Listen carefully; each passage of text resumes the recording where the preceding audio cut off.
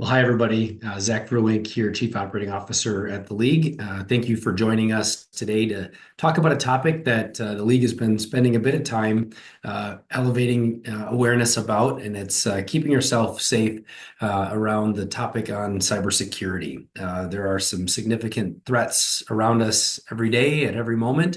And it's our hope that the resources available, not only through the grant opportunity this year and in subsequent years, but other resources such as a resource here on the right, cybersecurity vendor, and making sure you're doing some of those precautionary steps to keep yourselves safe.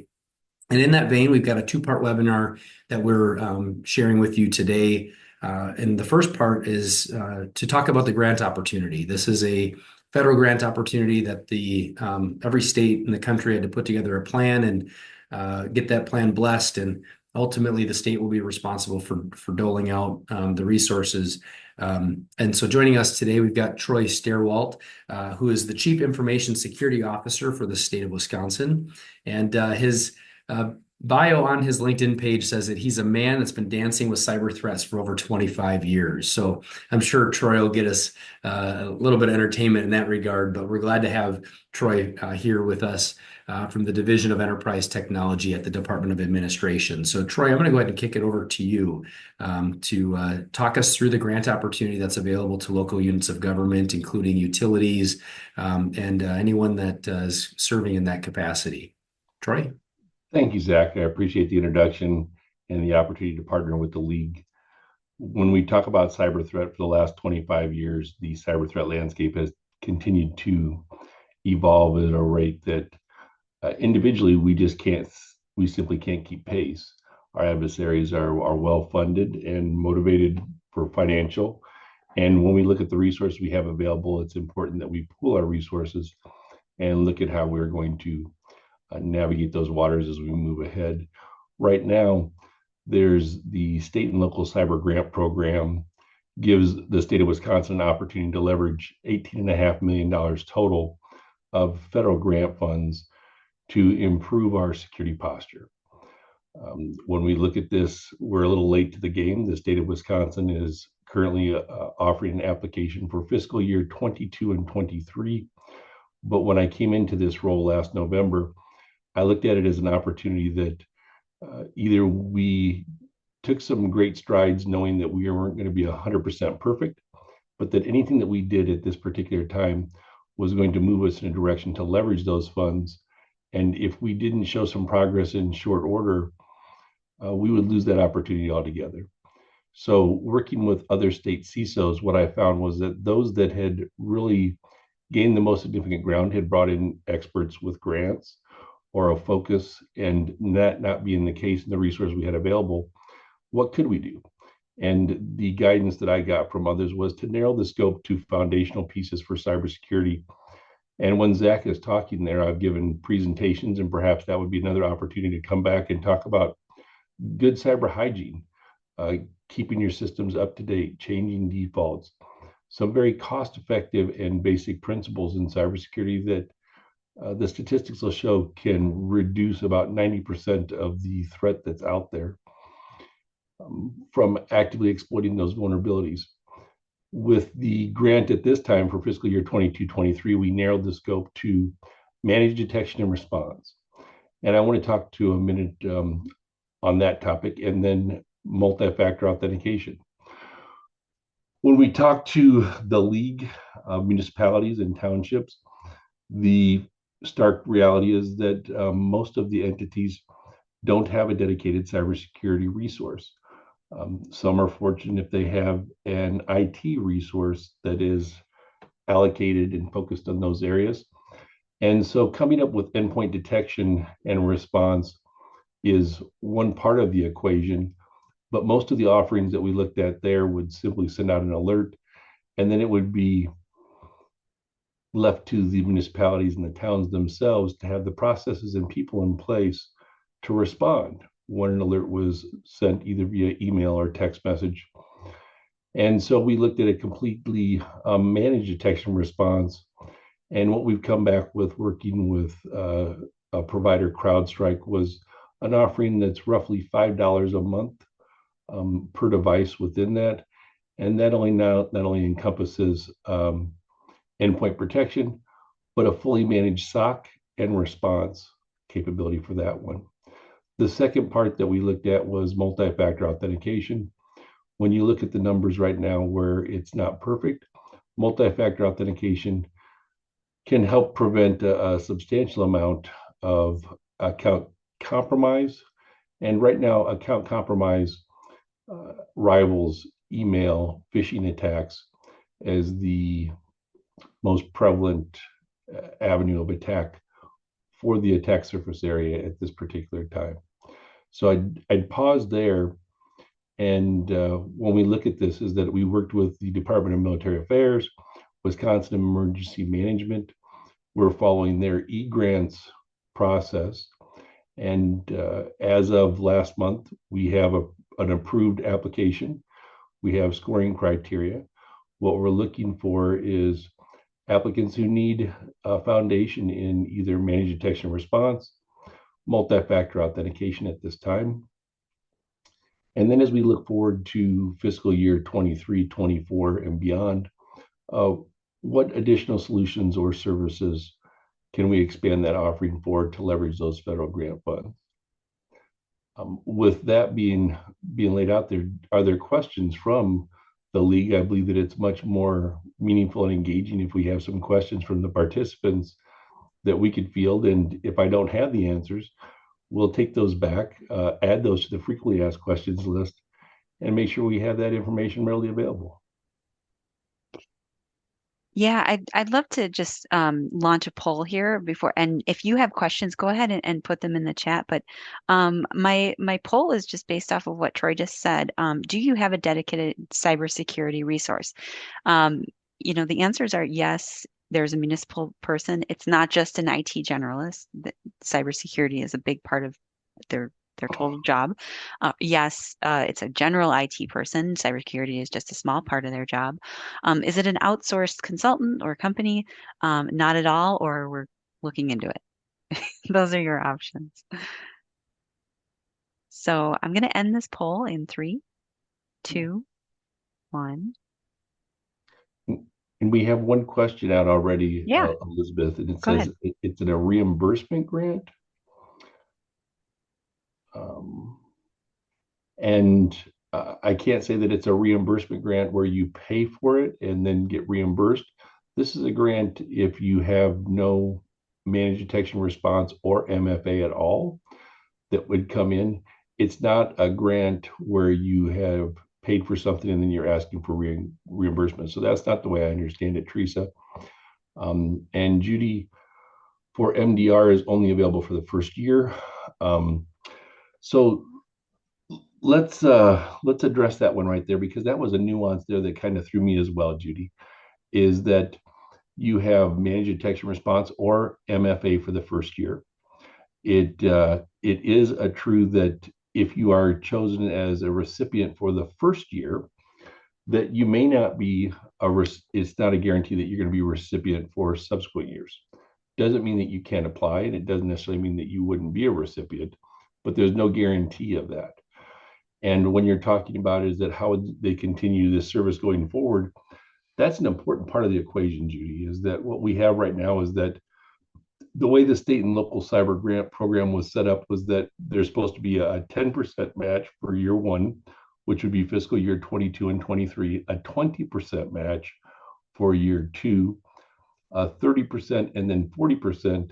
And part of the criteria was that the recipients would come up with budget to sustain those services or solutions once those grant funds go away. So they're looking at true sustainability about it. And one of the concerns I had, Judy, is that to be clear, fiscal year 22 and 23, the state of Wisconsin has received a waiver. So there is no 10% matching funds required for this year's applicants. However, in a worst case scenario, if you went from no matching funds in year one and then you weren't identified as a recipient in the subsequent years, it could go from a 0% match to a 100% match. And I understand that that may be a more challenging situation. What I would offer is that MFA is usually offered in most solutions by default. It's simply not configured. So if you're looking at your current situation and you need somebody to come in and configure it, whether it's in Office 365 or Google Docs, that's a configuration change that can be readily made. Not a lot of administrative overhead in the sustainability of it. However, what I would offer is that nothing in cybersecurity is a set and forget it. The cyber threat landscape is going to continue to advance. Regulatory requirements, as I teach my class, is a lagging indicator. And those are going to continue to get increasingly more onerous, as well as the ways that our adversaries are working to bypass our controls. So Wayne's putting out here, they put MFA in place last summer, but the server storage devices are out of date and can no longer receive security patches. At this time, we don't have it for that it would offset some of those hardware replacement costs. That's more life cycle management and wouldn't be directed towards the security controls.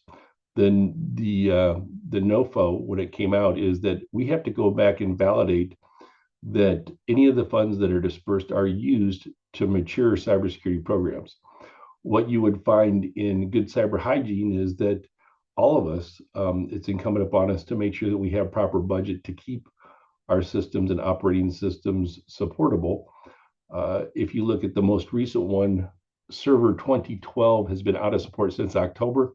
If you're still running that, there's been no patches or updates available for it since October.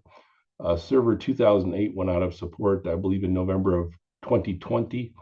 And if you're running one of those servers that's externally facing or exposable to the internet, there's a high probability that it's already compromised. So this would not necessarily be leveraged to update hardware or operating systems. That should be the responsibility of all of us. Can the funds be used for projects outside of these services? Extend private fiber networks between facilities and those already have in place. Not for fiscal year 22-23.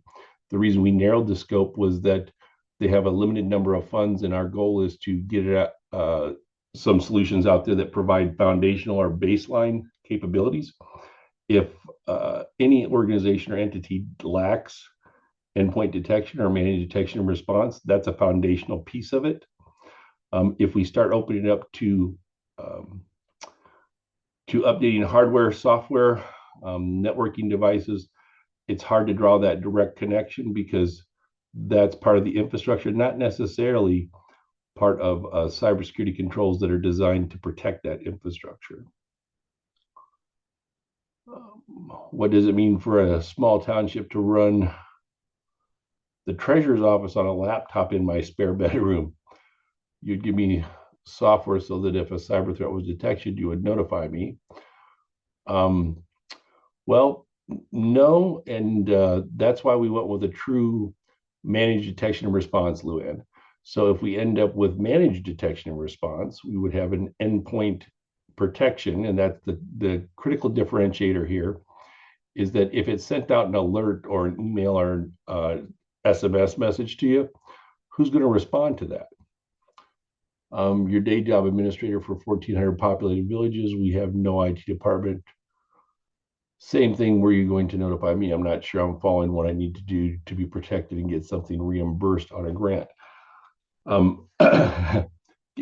Be clear that this isn't something that we're looking for reimbursement. That was the first question. That's not what this grant is. It's that if you don't have any endpoint detection on your device at all, so the laptop that you're running out of your treasury's office, submit the grant, you'd get endpoint protection. And keep in mind that where the funds are for fiscal year 22-23, they can be spent out over 4 years. So let's say that you want to go at it and have a 3-year contract for that.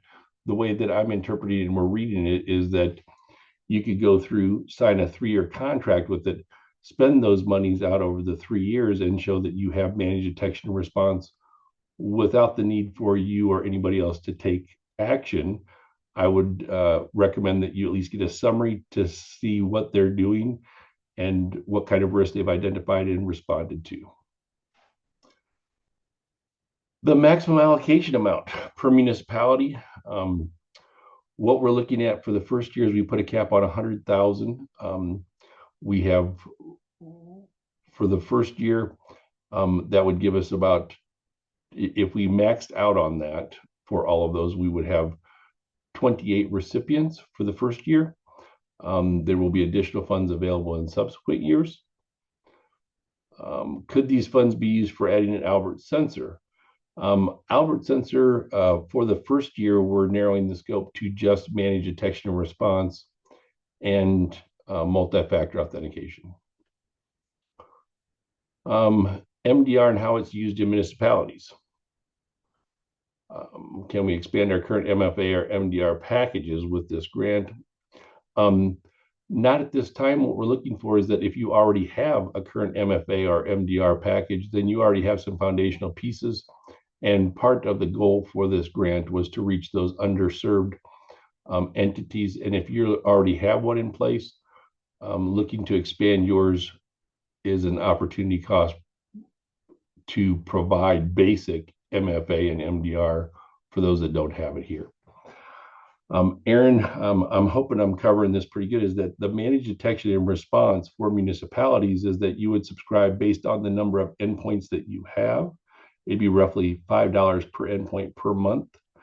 And that would give you complete, not only endpoint protection, but 24/7 security operations center monitoring and response capabilities associated with that control. I see Elizabeth waited on that for the good explanation on the technical concepts. I hope that at least I gave you an overview of what that means to municipalities, in that you wouldn't have to have those resources to respond to it. And that's why we decided to go with the direction for the managed detection response, was because we realize and appreciate that the reality is that there's a severe shortage of IT professionals that know how to properly configure entities in a secure fashion. And the last numbers I saw is roughly 3.5 million open cybersecurity positions. So even if you had the budget for it, finding those qualified resources to perform those functions for you would be challenging at best. Troy, I'm going to share my screen here while we've got other questions that might be popping in. This is a resource that will be available on our website, but it's something that your team has put together in the sense of a know, share, and do, a pretty clever way of categorizing the aspects to this grant opportunity. And what you'll find on the know, share, and do is that there's a mailbox that you can reach out to. And if you have questions, feel free to reach out to that for the questions for the SLCGP mailbox at the bottom of this. So know that as of May 15th, we have an approved application. This opportunity for submitting an application for the grant will go through now through August 15th. The funding for the allocation, implementation of MFA and managed endpoint detection and response. And as I was stating, the 10% state matching requirement is waived for cycle one. I think what's important to mention here is that we have a very short runway to show some progress and to have some success stories. The goal coming out of this first year for fiscal year 22-23 is to come back to the legislature and petition for matching funds for the 20% for fiscal year 22-23. The states that have received matching funds seem to show the most progress. And there's a reason for that, is that not only do you have the matching funds, which the individual municipalities and towns in this case would have to come up with themselves, but that being covered at the state level also comes with legislative and executive leadership support and guidance, because then they want to see a return on investment there. So you'll find that those states that have got that kind of matching funds seem to show a lot more progress, and that's the direction we're going with this in the subsequent years. The e-grant system, where you can go out for that, and Zach, if you'd make this available to all attendees following the presentation today, I'd greatly appreciate that.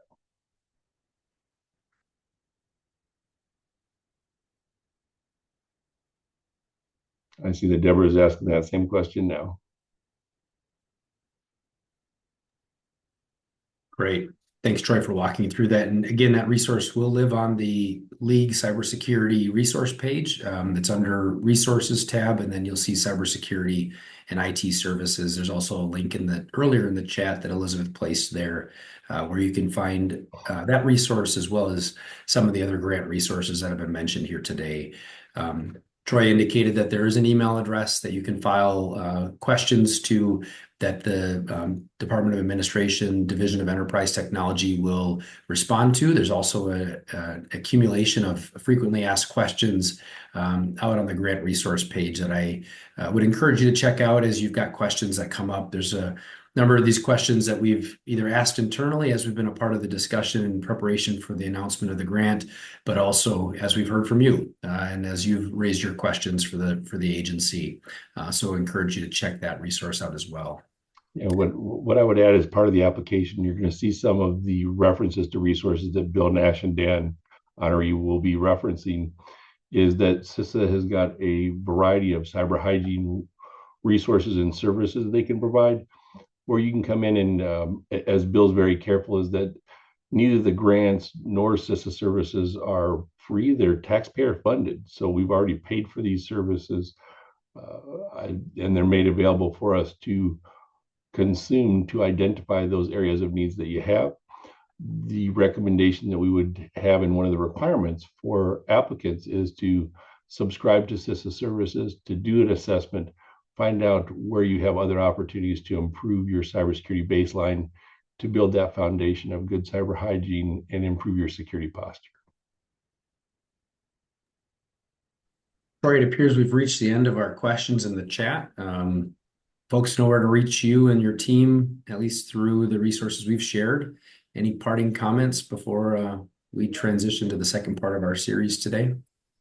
No, I appreciate the opportunity to partner with the League and with CISA on this. Please reach out if you're curious. I hope that several of you be interested in that, working with Zach, that he can handle an application for multiple municipalities simultaneously that have interest in that, so that it would ease the administration and overhead of not only applying for this, but if you all have similar needs, which that is my current understanding, that we can help streamline the process and get you some support in leveraging the federal grant funds that are available. Well, thanks, Cyber Ninja Troy, for joining us today and giving us a little bit of background on how to pursue this multi-year cybersecurity grant opportunity with the state. I'm sure we'll have you back, whether it's in a webinar or maybe an in-person at a future conference. So thanks for joining us today, Troy. Thank you, Zach.